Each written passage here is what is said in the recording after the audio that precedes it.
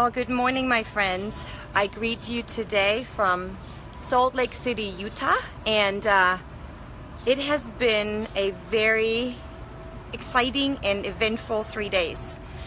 So why am I coming to you this morning? It is Saturday, and there's a message that has been brewing in my heart for about 3 days now, and I was praying this morning, and I said, Father, if this is today, if I should share that today, then just continue to press my heart. And meeting so many of my Facebook friends here over the last 3 days has just continued to inspire me to pray really hard, because the messages that I share, I want to tell you guys this: if you have watched my videos and you have come and passed my path and you've said, you're an inspiration, Irma, I want you to know they're not my messages. They truly come from my Heavenly Father. And when I pray and I ask Him to give me a word, and I get still before Him and I ask Him to whisper truth into my heart, and I know when it's Him because it is a pressing upon my heart.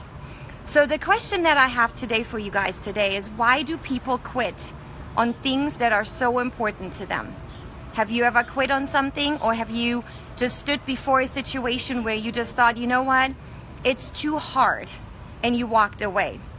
Well, I'm going to share with you today a very, very near and dear story to my heart, and why Salt Lake City will forever be precious for me. I'm not a quitter. Many of you that know me know that I'm a fighter and that I don't quit on things. But 3 years ago, in 2014, I was ready to quit on something that I treasure the most, and that was my marriage. Well, our marriage had never been tested and tried like it did from 2012 to 2014. We moved to Germany. There was a lot of pressure on us. There was a lot of pressure on us personally, financially, for our marriage. And the pressure got to me. And in 2014, in February, I called it quits. And looking back, I still can't believe I did it, but I did.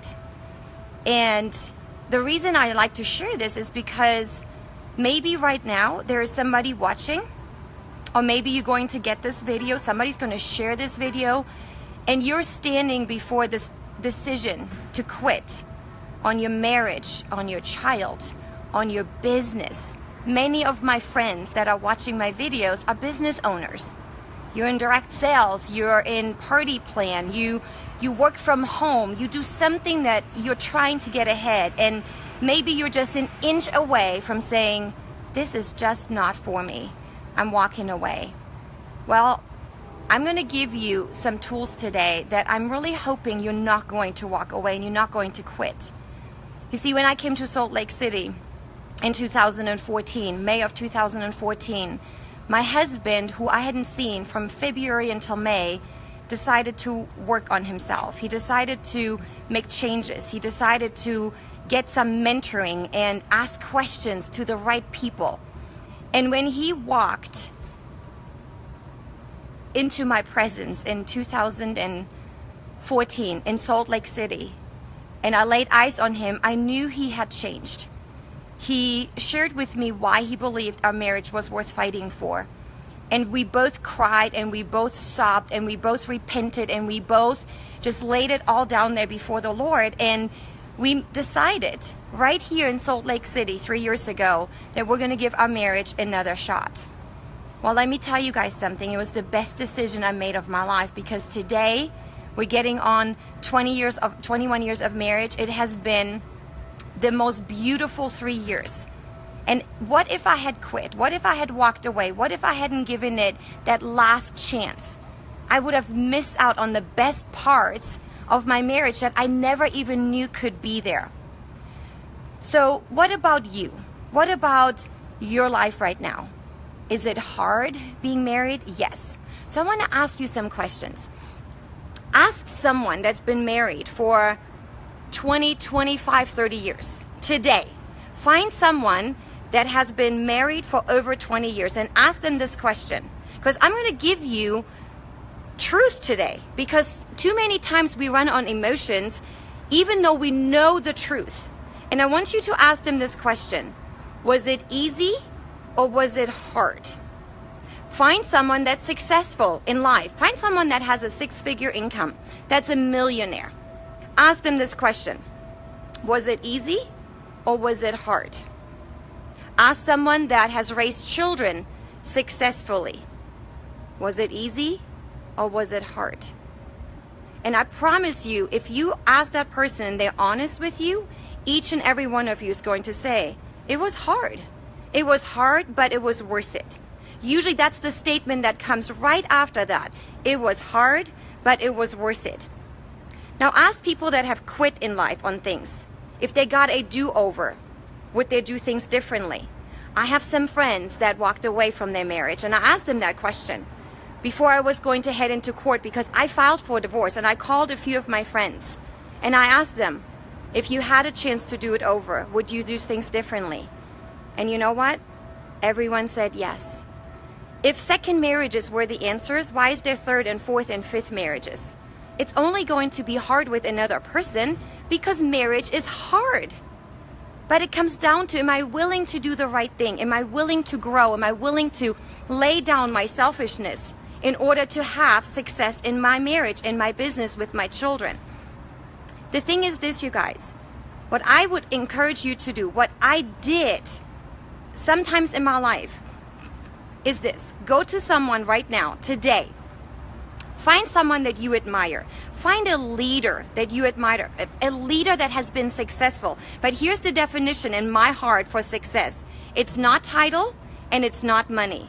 It is whether or not they have impacted people for the positive in life. Do they have people following them? Are they leaving footprints behind? And ask them this question. Don't ask them for the greatest advice they can give you. You can ask that too. But ask them this question, because this will suit you so much more. What is the greatest mistake you made? And what did you learn from it? And what would you do different today? Find someone that's been married for 20 plus years and ask them this question. What is the greatest mistake you made? And what did you learn from it? And what would you do different if you had a chance to do it over again? Well, my answer would be this. We didn't learn to communicate well early on. I wish we would have sought help early on. The thing is, so many people are so ashamed to ask for help, and that is so of the enemy. You see, when we truly get out there and ask for help, maybe, just maybe, we wouldn't have gone through so much suffering. The next thing that I would encourage you to do is surround yourself with people that are successful, that have successful marriages, that want to see others succeed. Because in 2014, when I was about to make the greatest mistake of my life, leaving my marriage, leaving my husband, I listened to people that give me poor advice. See, my husband did things differently. He went to mentors. He went to the people that would give him sound, solid, good, godly advice. And he took their advice and he changed things, and he began to fight for his wife and for his marriage. We are today a very happy married couple because he chose to do the right thing. He chose to do the hard thing. He didn't give up when I did. The one time in my life that I was a quitter was going to be the toughest thing that I was ever going to walk through. And I'm so glad that my husband chose right here in Salt Lake City to meet me and to say it's worth fighting. So here's the deal, you guys. If we knew it was worth it, if we knew the end will be worth it, but it's going to be hard work, why don't we do it? Why do we quit on things? Surround yourself with people that will give you sound advice. Listen to the truth, you guys. If we know it's going to be hard, if we know that raising children is going to be hard, well, we have them anyways, right? There's nobody that has raised successful children that will tell you it was a walk in the park, it was easy. There's no one that has success in business that will tell you, oh yeah, it was so easy, it was just handed to me. There's not a single couple that I know that's been married 20 plus years that has said, oh, it was easy, it was a walk in the park. Every single one of those scenarios are hard, but they're worth it. And let me tell you something, with the help of the Almighty God Yahweh, if you surrender to Him, if you surrender the situation that you're right now walking through that seems impossible, whether it's marriage, whether it's children, whether it is business, whatever situation you're about to quit on, would you just surrender that to Him and say, I can't, but through Christ I can do all things. I surrender it to you. I'm willing to be broken. Make me new, make me a vessel. You guys, this weekend, meeting so many of you precious people, and you've said to me, you've spoken life into me. You have spoken wisdom into me. Well, you know what? If I hadn't been completely broken 2-3 years ago, I couldn't be standing here today. I could not give you the messages that I'm sharing with you. But there came a point in my life that I said, Father, I can't do it alone anymore. I surrender it all, but I want you to lead me. So today, I would love for each and every one of you, find those people in your surroundings. If you see an old couple holding hands, stop them and ask them, what is your secret? What is your greatest mistake you did? And what would you do different? Find that person that is super, super successful. Stop them and ask them. People are so willing to share. What is the greatest mistake you made as a leader? What would you do different? And what is the wisdom you can share with me? You guys have a fantastic day. I really hope that you gain something from this video. Like, share, comment, because maybe if you share it, somebody else on your wall that's about to quit is going to choose to do the hard thing, to work through it and to not give up. Love you guys. Have a great day.